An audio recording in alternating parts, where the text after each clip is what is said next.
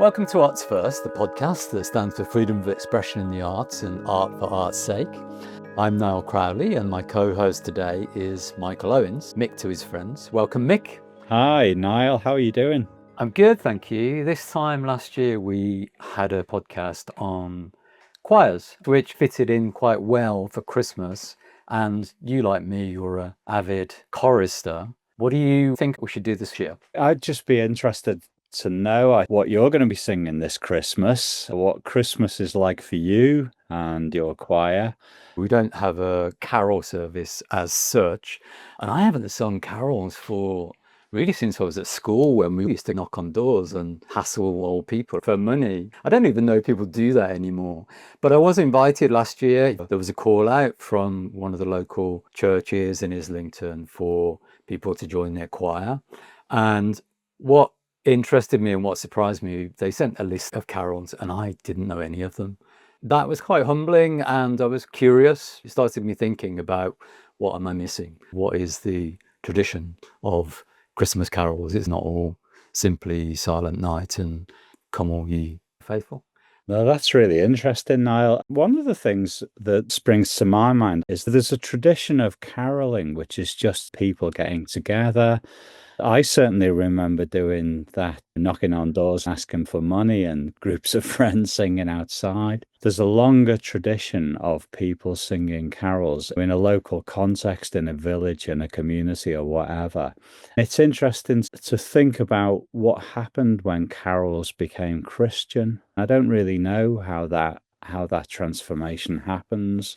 I sing with this choir called Syrinx, and we've got a concert that is close to Christmas, and among it we're doing a song called Winter Song, written by Anna Tabush.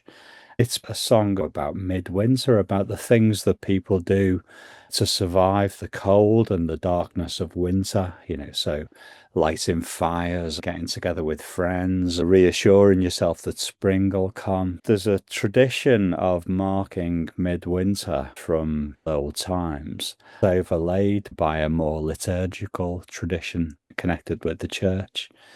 Confessing, don't know anything about it. Why don't we find out a little bit and maybe find out what our friends are doing as well? Yeah, I think that's a great idea. Another thing, I had an invite last week to a choral concert around Christmas in one of the central London churches. And I was looking at it thinking, are these carols? Do all churches do it? What are the different traditions? Advent music is in the run up to the birth of Christ. So even within church and Christianity, there are different traditions. So it would be interesting to explore the way these various traditions are fused together. We can explore some of those things and see what our friends have to say. Wonderful. Yeah, let's do it.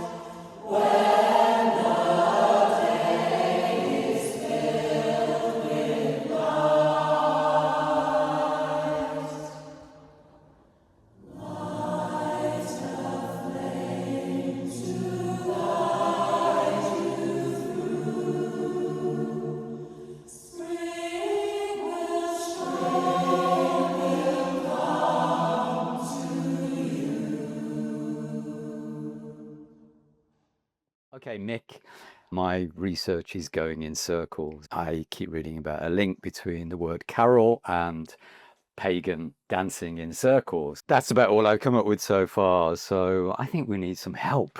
We do. Luckily for us, we're here with Kevin Yuill, who has agreed to help us out on this subject. Hello, Kevin. Hi all, how are you doing?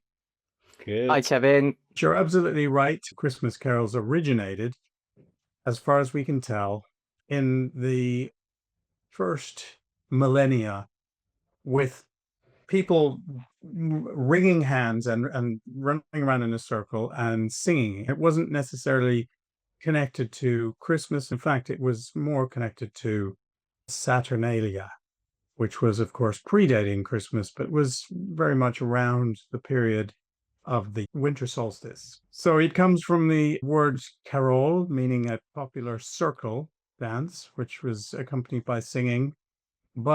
And what essentially happens is that we have inherited the only carols to survive. The other ones died out. People got bored of running around in a circle and dancing and singing.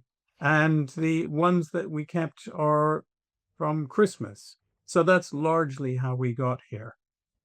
My brief reading on the subject suggests that in the late medieval period, the Franciscans have quite a lot to do with it, that there's a period around the 15th century in which there's, for the first time, records of songs, carols are written down, and the genre becoming associated with Christianity, the Franciscans are important. Is that a fair point, Kevin? Yes, I think so. As soon as you have music written down, which happened around the 12th, 13th, 14th centuries, you had Christmas carols. The very first Christmas carols in English appeared in 1426 work of John Audley, a chaplain who listed 25 carols of Christmas, probably sung in groups.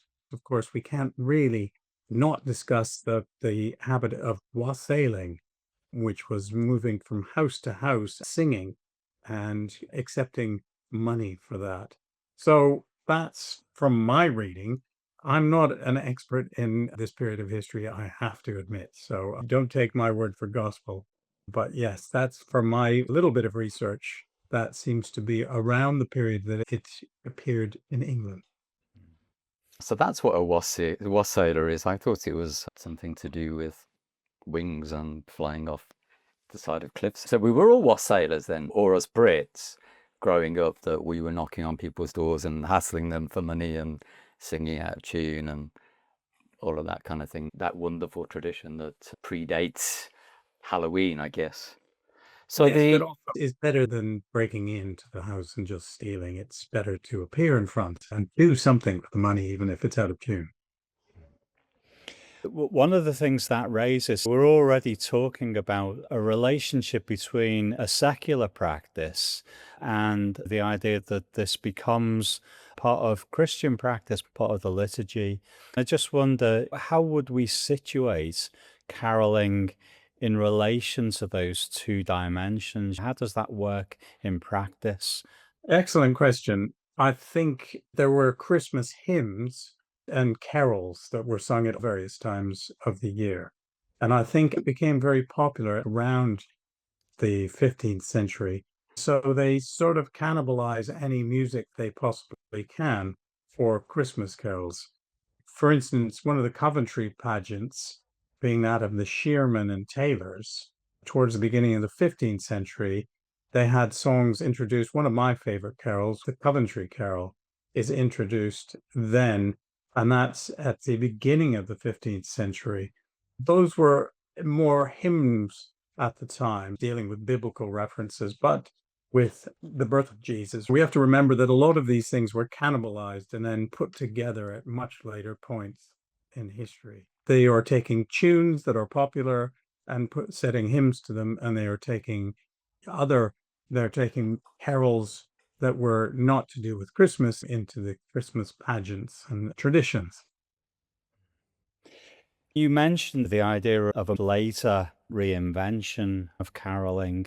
What sense might we make of what happens in the Victorian period? I mean, it seems from the brief reading that I've done that the Victorian period's decisive, and much of what we now consider to be ancient traditions are actually reinvented in the Victorian period.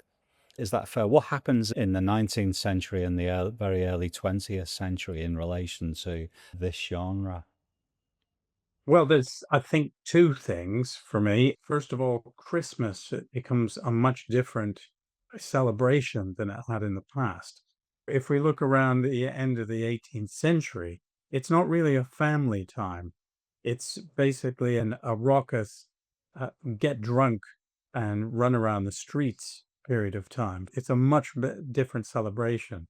The authorities are not particularly happy with that and adopt a more family oriented Christmas, particularly in the United States, which is responsible for many of our Christmas traditions, including Santa Claus. They really promote Christmas. You might know the poem The Night Before Christmas, and this is, of course, from the United States, which and it's published in about 1820 or so, and it's very much adopted in this country as well as a way of sort of civilizing Christmas and making it a much more family oriented thing.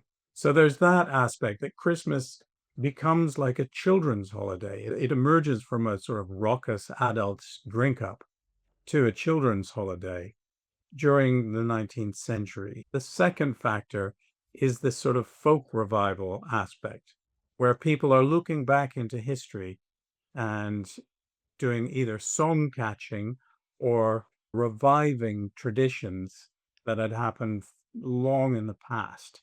For instance, many of the carols were rescued by these song catchers, these 19th century folk collectors who would collect all of this various music. There was also, of course, a period of time, there might be a third aspect, which is that music is beginning to be sold. So, of course, this music becomes a much bigger business than it had in the past, with copyright law changing. You had a lot of people writing specifically for Christmas. So you get people cannibalizing old stuff and making money from it, and you get new things written as well. I think that's the time of the real flowering of Christmas carols, as far as I can see.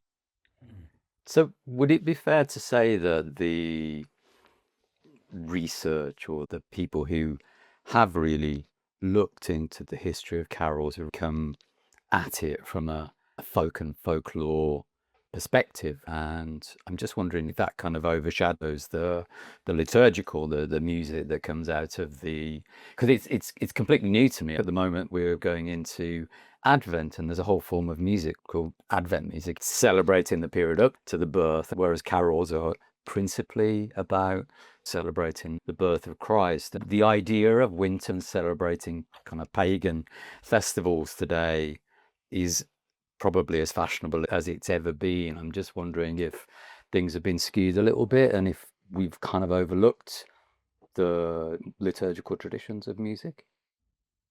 You're asking essentially, have we got rid of the Christ in Christmas? Which is a useful question because, yes, to some extent, but of course, it's also incorporating many different traditions from the past and making those Christmas traditions. In some ways, the church leaders were quite happy for this to come because it meant that many more people were celebrating the birth of the Christ child. And we're turning to these various different celebrations and carols, and that this was creating a bigger church attendance. One thing that happened in the 19th century as well, which is the tradition of the Christmas choir in church. Those didn't necessarily come together. It was much more wassailing in the past, which, as we said, people going from house to house and singing. And then they had the carol service. The carol service was, I believe, and I'm doing this from memory, so don't quote me, but around 1880 is the first carol service. And so it's incorporated by the churches in order to get people more interested in religion.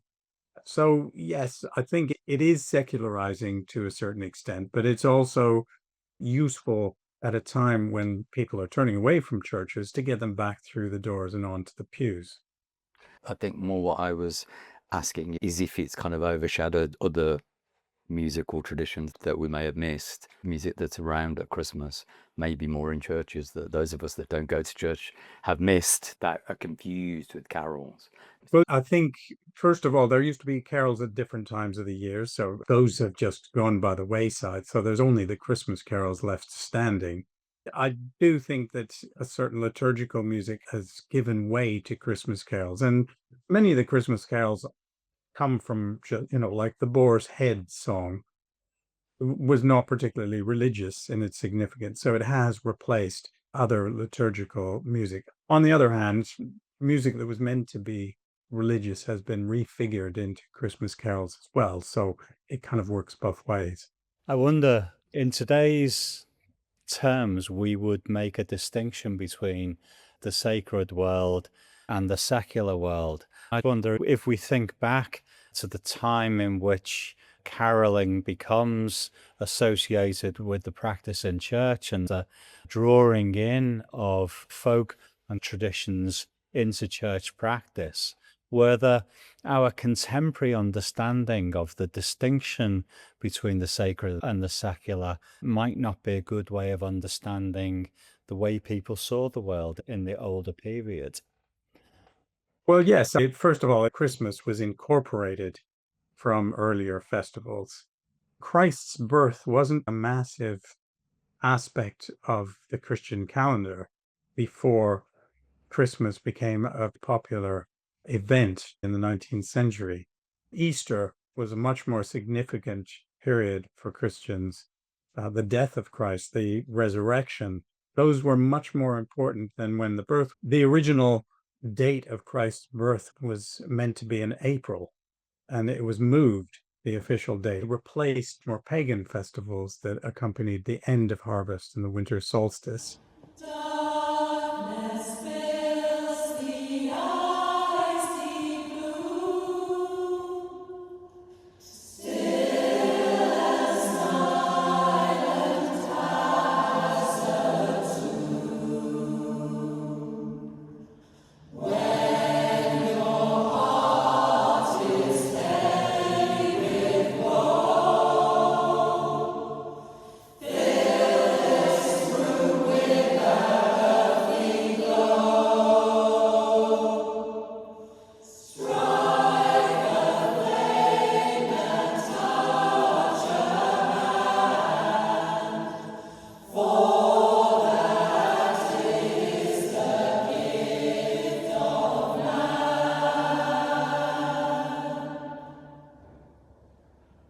Light enough to guide you through. Spring will come to you.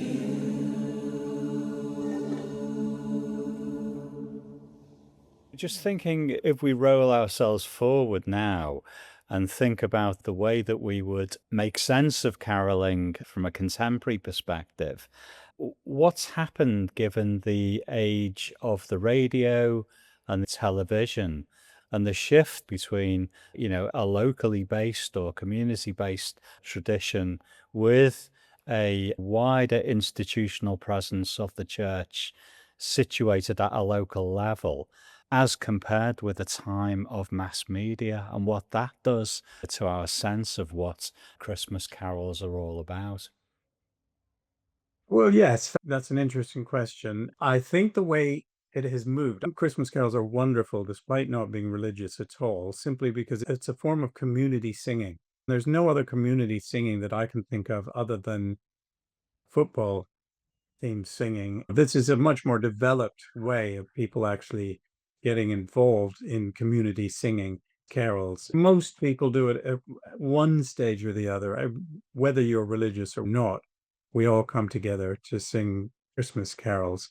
And many of the Christmas carols, despite the fact that they have the religious theme behind them, are entirely secular. So, for instance, my favorite carol is Bethlehem Down, which is a famous carol written in 1927 by somebody who changed their name to be Peter Warlock.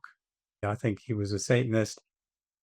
He wrote Bethlehem Down with a friend who was a poet to go on what we would now call a bender. Out of this comes beautiful music, and it's associated with this Christian festival, despite having no Christian roots whatsoever.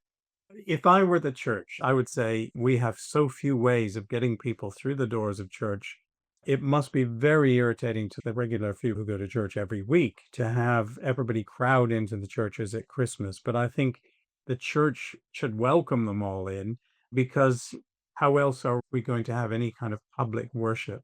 Your question was also about how, when it's broadcast and the sort of commercialization of these things and the adoption of some what I wouldn't call Christmas carols, like, for instance, Jingle Bells, hardly a Christian carol, but now considered a carol. I think it's kind of bastardized some of the actual carols, and it's made it into a category that's very commercialized. But I think in essence, it still maintains that association with Christianity, even if written by the occasional Satanist and various other less than savory characters. I think that was the motivation originally. The Christmas music felt like a bit of a stock record, and we wanted to dig down a little bit and find out what else there was. I had an interesting conversation today with a friend in southern Italy. She lives in Bari, which by coincidence is their patron Saint Nicholas. They have his bones and his remains there. We were talking about traditions. She knew about carols, a little bit about traditions, but for them, it just doesn't exist. I was kind of surprised. I'm not sure whether it's the Catholic thing or whether it is a real confirmation. It does come from pre-Christmas community roots, that kind of thing. But I thought that was interesting because she was also saying that they have adopted Christmas is a mishmash, isn't it? The tree and Santa and all those things. She says that the children do Father Christmas. They don't do Santa Claus because they have to very strictly separate. The tradition of knocking on doors, maybe when you're in 30-degree heat, doesn't have the same romantic, wintry connotation. So is it a British thing or a Northern European thing? It's certainly celebrated a lot in the Netherlands, which is where St. Nicholas is popularized. And everybody has their own traditions, and it's celebrated in France. One of my other favorite Christmas carols is Pas de Pain, which is, of course, from Burgundy in France. It's a very, very old tune, but it's still a popular kind of carol in France. It's also Portugal. I know there are Portuguese carols. You raise an interesting point though, because it may have to do with the timing of the winter festivals, and maybe it's different in Southern Europe than it is in Northern Europe. They're That very big in could the be one of them. Philippines. Christmas carols and Christmas music, if you look on the internet, it's bigger in the Philippines than anywhere, apparently. And they don't even get a winter solstice. So there you go. I think the nearer that you get to the equator, less midwinter is going to appear in your natural cycle of the seasons. Can I just turn us back to the way in which mass broadcasting has an impact? Because I think it's fair for us to point to commercialization and look at the ways in which mass media has a disruptive effect on Christian practice. But I think the other side worth considering is the extent to which broadcasting makes more popular practice in churches. So if you think about the BBC broadcasting from King's College, Cambridge, the way in which we understand the choral Christmas from a Christian perspective, a lot of that we hear first on the radio and television. Yeah, that's very true. Watching the carols at King's is a tradition that many people have. We certainly have that in our family. Broadcasting has popularized Christmas music in a way that it perhaps wasn't. Although, having said that, it must balance against the fact that you would get together to sing Christmas music in the 19th century before radio or television. All Victorian middle class homes had a piano. Pianos are so cheap these days because they've lasted. People did. They gathered around the piano and they would sing songs that they could actually do. And I think maybe it's the fact that they used to do that with many more songs, and only Christmas carols have survived because they are associated with Christmas and because they are a tradition that everybody had in the past. So, yes, I did. It's sort of the usual academic thing of saying it's paradoxical in this period of time. You had popularizing and yet removing some of the popular aspects. The Zoom platform we're on is going to kick us out in about 6 minutes That's time. great. I need to eat and then go out. But should we wind up? Have you got any last questions? Kevin, it's been really interesting. We've learned a lot. So could you recap your top 3 favourite carols? Tell us what you'll be doing at Christmas in terms of Christmas music with you and your family. Every year, I tend to go to the local hospital and sing carols there. We do requests, and it's a nice tradition. It's quite hard though, because it's a very, carols bring out the kind of, they will make people cry.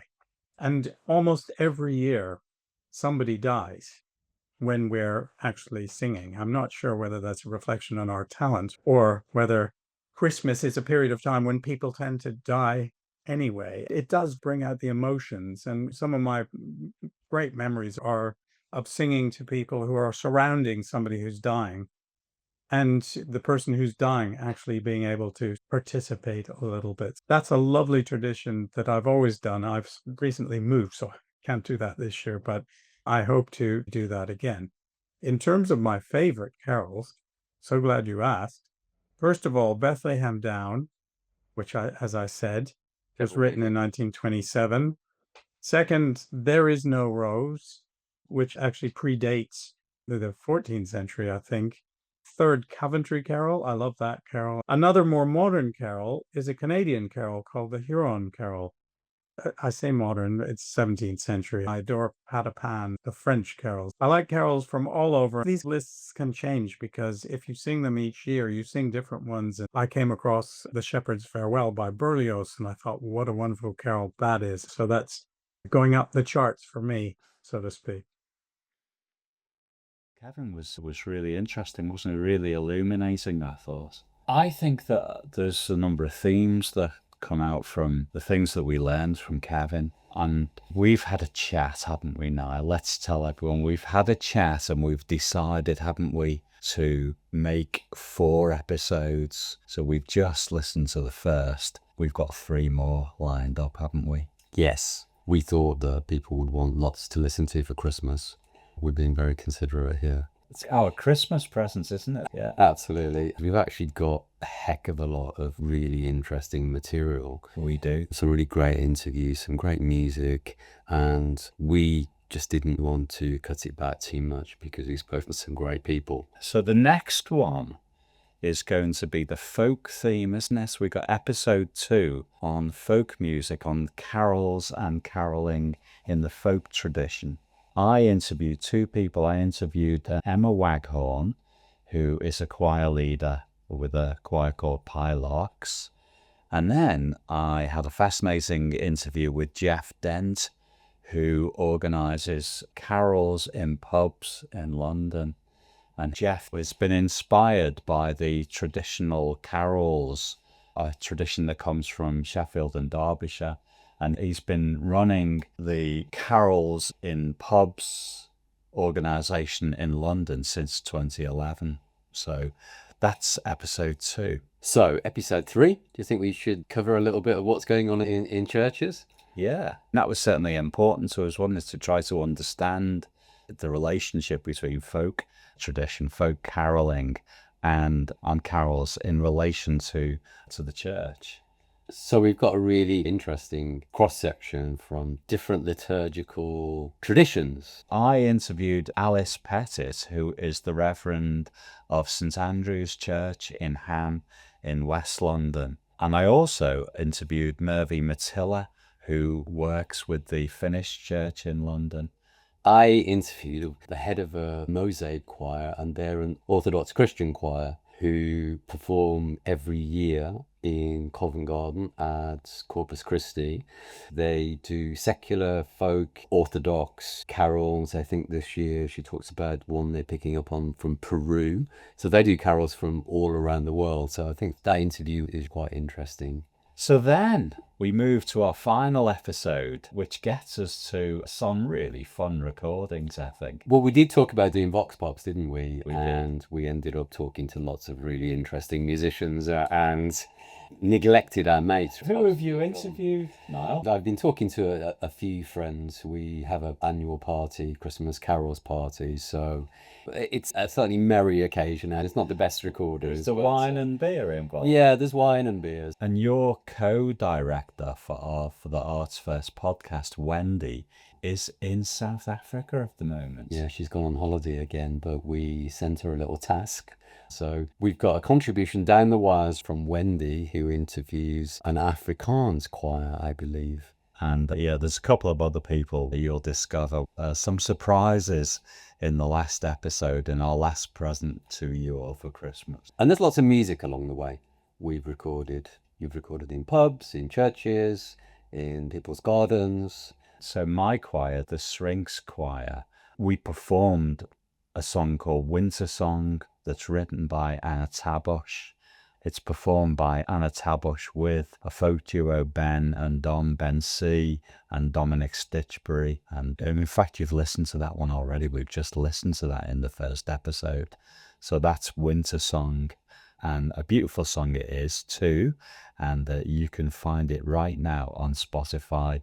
And you need to go and hear Anna with Ben and Dom on just been released for Christmas. So there's a nice Christmas present to get somebody.